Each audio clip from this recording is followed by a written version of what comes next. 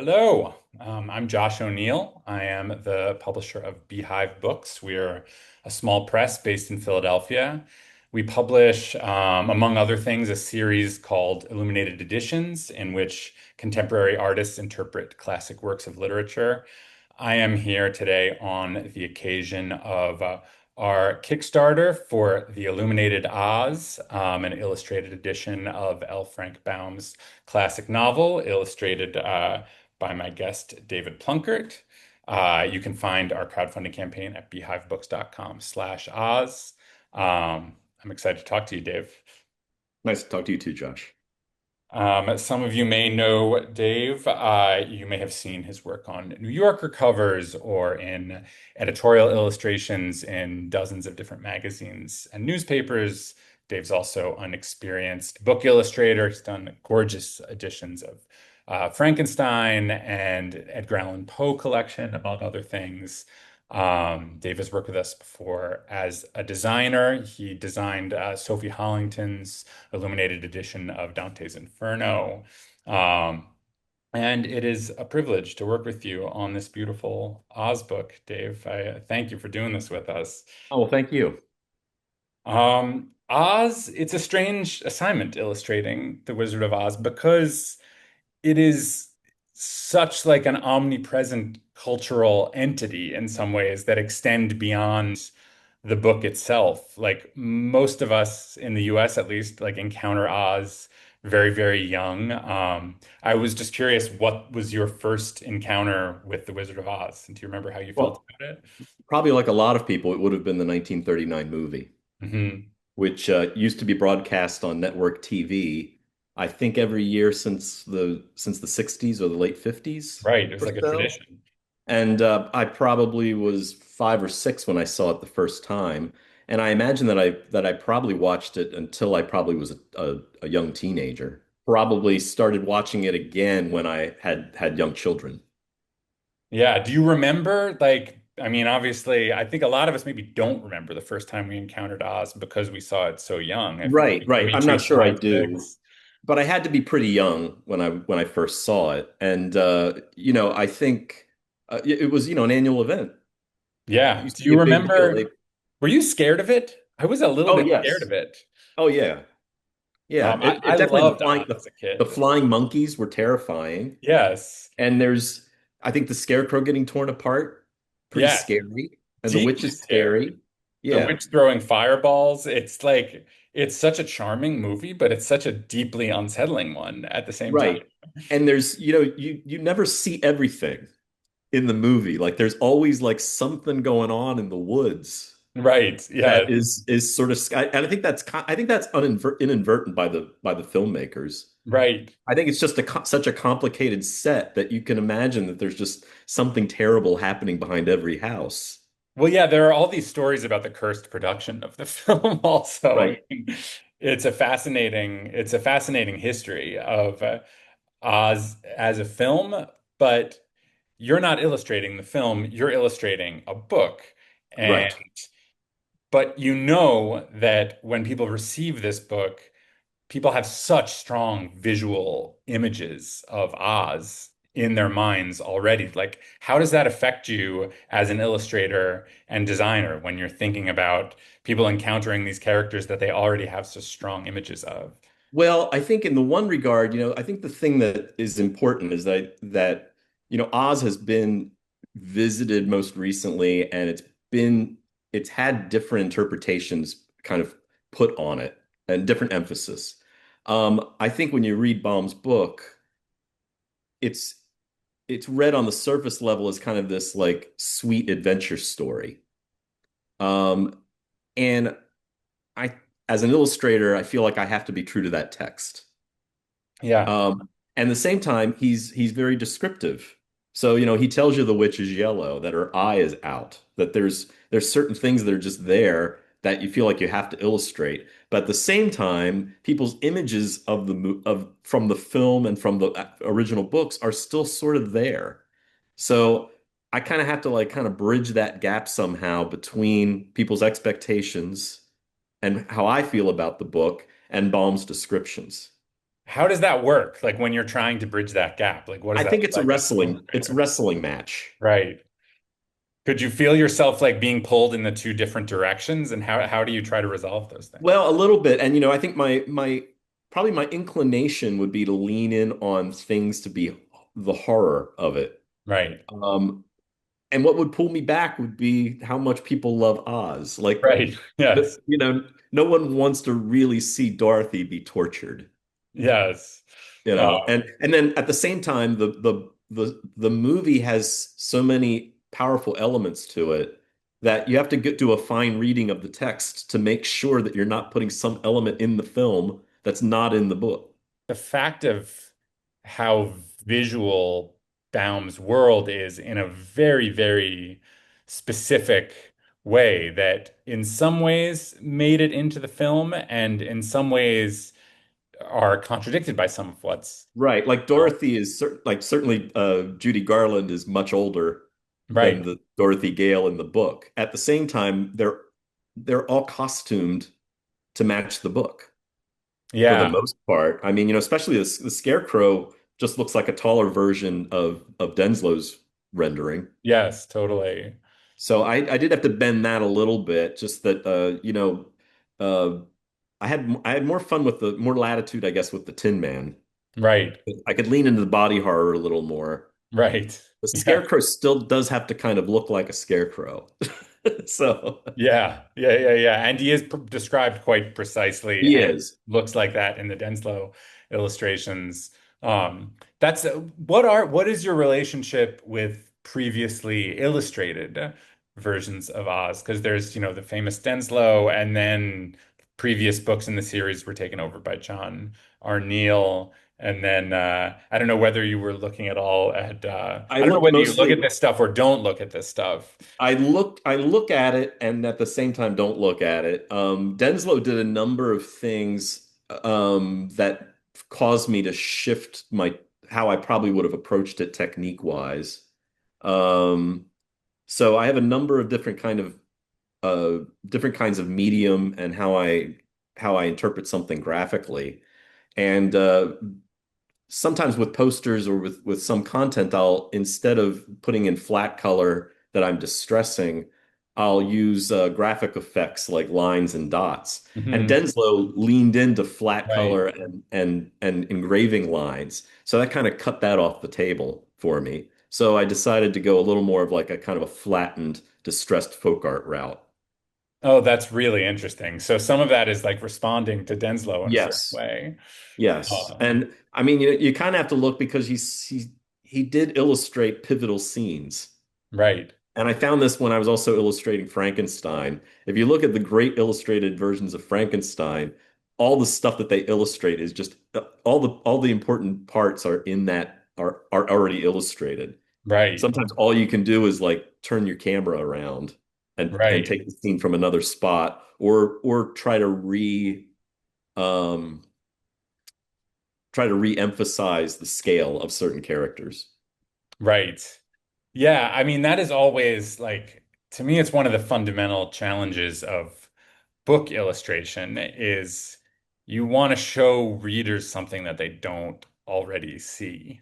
Right. Um, which is, you don't want to do the reader's work for them, but like there's always like a push and pull there of like if you just illustrate the big pivotal scenes, you're kind of doing the reader's job on some level. Right. Right. There are But I certain feel things you like do have to illustrate, but also depends on what's the timing of where do you come in on the scene, where do you leave? right, And what I would do generally is I go through the text and just like try to find objects in action. yeah. Can you tell us a little about your process as an illustrator, like physically, like when you're building? Either I'm curious both about an individual full page illustration, also like a design layout in a book, but like what does Um, it look like? Probably the first part of the process is fretting and Right. just being Yes. nervous about starting. Um, the second part, I think, is, since this is part of a Beehive series, really evaluating like what do other artists do on the series? Like what can I what can I do to make it fit into the series, but then at the same time you have to serve the book. Right. So I probably started looking at, okay, how much illustration do other illustrators generally put in a given chapter? Right. And then so you have a starting place where it's like, well, okay, for Oz, I'm certainly not just going to do 9 full pages, Right. but I started out like, well, I'll try to do 12, and 12 became 23 because there's a lot of stuff that happens in the book. Right. I was going to say you put many more illustrations into this book than most of the illustrators in the S- Illuminated Edition series. Some of it comes down to just how many chapters there are. There's Right. 24 chapters in Oz, and every Yeah. chapter has to have a beginning and an end, Right. and every chapter has to have some amount of art in it. Right. So that becomes a challenge. So when There's a lot of incident. Right. So when you're conceptualizing an illustration, how do you start? Are you doing sketches in a I'm doing notebook? thumbnail sketches, Right. just going through, and some things are uh, what you have to work at is that for every chapter, there's got to be some picture. Right. Right. So you just, okay, from a thumbnail sketch, because I'm curious, because you have this hybrid, like digital and the handmade art approach, like what does it look like taking a thumbnail sketch all the way to a finished piece ready to Um, print? for for an editorial, I have to concentrate that the concept and the idea is right. For Hmm. something like this, I have to be sure that I'm placing it in the book in the correct spot, and that it's re- that it's revealing something about the incident or supporting the text. Right. Um, and the I feel like as far as my illustration is concerned, I'm not bringing rendering to the table as much as finding some sort of interesting shape or relationship with that's normally character driven on the page. Um, some things that I think I generally struggle with are, making like a picture that portrays a vista. Right. I find that sort of difficult because I don't think in terms of scenery. I think in Right. terms of shape and idea. Right. Yeah. So, um, I think with Oz, I had a lot of trepidation in approaching it in my usual way, but I had to just kind of trust myself. So if you go through the book, you'll find the characters really kind of come forward and center. And if I have an element like the posies, which are important, the posies almost become another character Yeah. instead of a background element. My background elements like are almost just suggested. I feel like that matches Baum's approach in a lot of ways because, like, Yes, the world of Oz is so big and has so much sweep, but the way he tells stories is so small scale and character focused and straightforward and in the moment and kind of hmm handmade. It doesn't have this like epic fantasy grandeur that like Lord of the Rings does or something like that. right. It's very, very like personal, like his form of storytelling and character driven. There's so much description in Baum's text that I'm wondering if he even expected it to be illustrated. Right. Honestly, it's Yeah. Well, and he has a very, I mean, obviously, so much of the book, and famously from the film, is like color is such a central piece of like what Oz is, right. this kind of kaleidoscopic approach to color.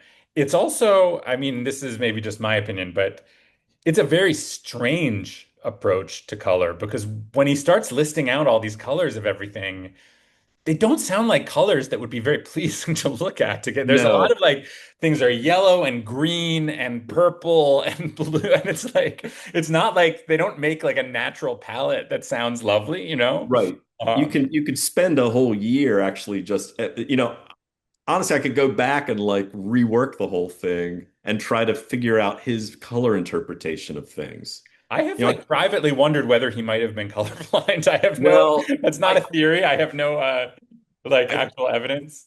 I think sometimes the color, like I found this part late in the game, but the map of Oz, I think also relates back to the color that happens throughout the story. Right. Yes. So, I mean, and part of this, one thing that happens to book illustrators too is that will consider you an expert on the subject, even though Right. you illustrate. It's like, so I've been intensely involved in it, but like I haven't, I wouldn't count myself as being like an expert of Oz and all the ins and outs of what Baum was trying to accomplish. Yeah, you're involved in it on like a visual level and a personal level, not like an academic level, like Right, researching what his ideas were. right, Um, but I am curious, like, Oz has had such a strange and complicated life as like a metaphorical construct in like society. There's the whole, I don't know if you have looked into any of the gold standard stuff. There was this whole Henry Littlefield idea right. that it was supposed to be this really elaborate metaphor Well, and for populism. right, and the Tin Man like is the worker. He represents Yes. the industrial class who would get, injured at working at the factory or in the wood in the fields. Yes, I find that fascinating, though I don't know, I'm not convinced at all that Baum intended any of that, but I find it extremely interesting. Um, Right. and there's the feminist interpretation with, Baum was a very committed feminist, and his mother-in-law is kind of a feminist hero. I think we Um, can commit to that just because, Dorothy is, a female and she's the hero of the story. and throughout the Oz series, most of the political power in Oz is held by women, by the witches, by Ozma eventually. Right. Um, and And so Oz yeah, I think himself is the one grown male in the story is a charlatan. yeah, he's a preposterous like fraud. And he is sort of like the great masculine figure of Oz, which is one of the great like deflating inversions of the book. And then there's also the queer interpretation. I think, I mean, I don't know if it's ever been fully established like what the original source was, but I think a lot of people believe that the reason the rainbow flag is a thing is because of Oh, the okay. interpretation of because of how much like uh, Judy Garland and like the interpretation of Dorothy's journey meant to gay and trans people in the 50s and 60s. So I just find it really, really fascinating. And then in the Gore Vidal essay that introduces this book, he sort of proposes Oz as this very like quietly radical world in which he's like presenting American children a vision of a world without money, where women are in positions of power, that is a sort of a world free from punishment in many ways. Right. It doesn't have this sort of punitive logic of Protestant grinding American work ethic. So I'm just curious if any of this like weird swirl of politics around I Oz, I like, did think it it's all find its way there. into your work? I think it can all be read into the text, but I think, where Baum serves his audience is that he doesn't preach. You can't write to children and preach to them. I mean, Right. well, you can, but I don't think it's ultimately that successful. Yes. So I think that like the world without money, it's there and it's an interpretation, but it's not a thing that's harped on. Yeah, yeah, yeah, yeah. I mean, Vidal's theory is that that's a big part of the reason, Oz was massively popular when it came out, but it was not adopted by libraries at all, for Interesting. like, and so it sort of faded until the movie brought it back. And yeah, his theory is that was like a form of censorship because it was presenting children with kind of this radically different type of world, than the world they were born into. Uh, Right. Well, and Dorothy is dynamic. yeah, she takes action, yeah. No, she has you know. a lot of agency for sure. Yes. Yeah, And also in technically, I mean, she does have parental figures, but she's ultimately an orphan. Yeah, Dorothy she's a very interesting and unique character. And she's sort of so headstrong. Um, but there's like so much in her. She acts very differently from one scene to the next in Oz in a way that is very authentic to real children, I think. Yes. Um, did you have do you have a favorite illustration from this book? I was just I curious. think I have two favorites. I love the posy scene. Yeah, that's one of my Just favorites because too. they're all there.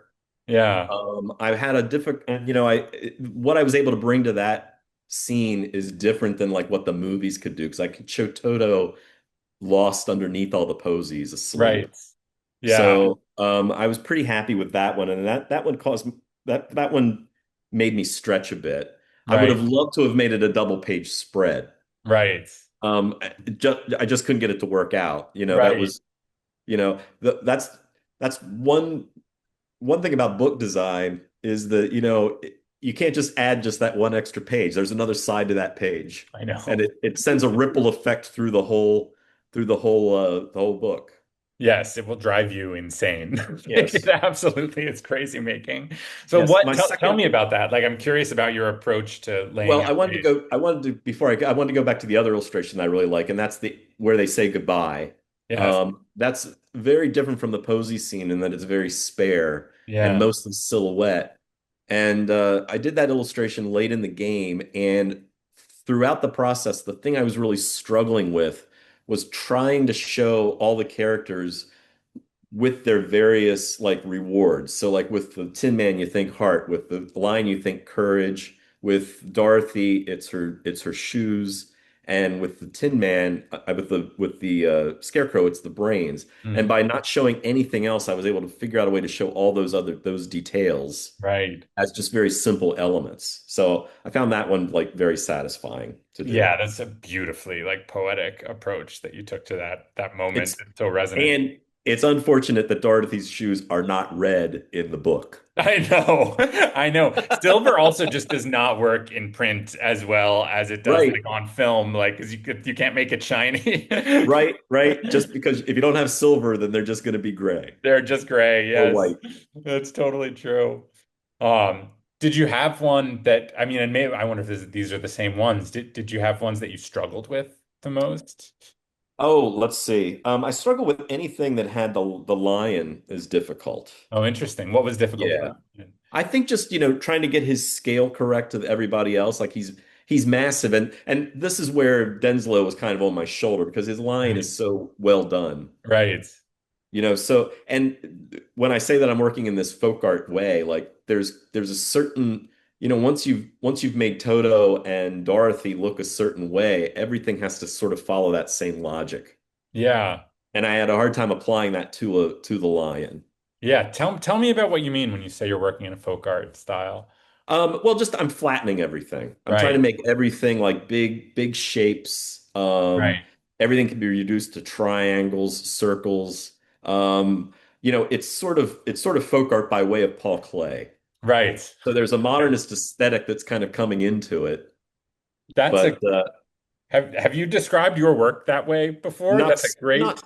I might not have tossed out Paul Klee, but I think what a his what work a was in the back of my head wonderfully because like quick and evocative description of a lot of your work, I think. well I think my Oz looks a lot like Paul Klee would have done it. Right. I love that. I think that's great.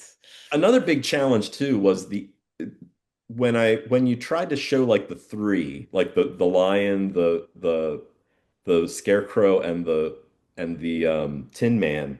The thing that was weird, the lion is just weird because the other two are golems. Right, true. And the lion's just the lion. Like I feel like it's that thing. Like if he was really going for like a thematic comment, I feel like the lion would be like some other like empty Like a vessel that's stuffed been lion or filled. something like that. Right. Yeah, he'd be artificial in the same way. Right. You That's know, really interesting. Because, yeah, it's then, like, in the second Oz book, it's also a lot of golems. There's like Jack Pumpkinhead and the Gump. Um, right. and yeah, I feel like Baum loves building these like constructed beings and then taking the logic of their construction very, very literally. Right. Um, Now the I head, now he got it right on the head, on the brains, the heart, and the courage. Like that, I think he started with that right, thematic yeah, and then built out from that. right, and then work backwards. Like what doesn't have a heart, what wouldn't have a brain, what wouldn't have a heart, what wouldn't have a, Right. you That's know. really interesting. Um, but yeah, I mean, he picked like the obvious thing that wouldn't have a brain and the obvious thing that wouldn't have a heart, and then the thing that would theoretically have the most courage is like a lion is Right. something we associate with courage. Because one place where I was like really stuck with like vertical thinking was the end pages. I started with the idea that like, okay, the scarecrow can get torn apart and he's all like, pieces and hay, and that's kind of a cool image. And the Right. Tin Man can become up can be pulled apart as well, and he's all Yeah. bolt and things. And then you get to the lion, it's like, oh, can't pull the lion apart. Yeah, yeah, yeah, right. He's not disassemblable. You That's so know, funny. Well, all right, Dave. I don't want to take up too much of your time. It's been so exciting to nice. talk to you about all of this, and I'm just so excited to get this book out into the world. Our readers have been asking about an Oz from us for a very long time, and I just cannot imagine a better artist to do it with. And this is, in fact, the first of a series of Oz books. Ronald Wimberly is doing the second one, and we're currently working on the first three. So I appreciate you kicking this off with us. Oh, well, thank you so much. My pleasure.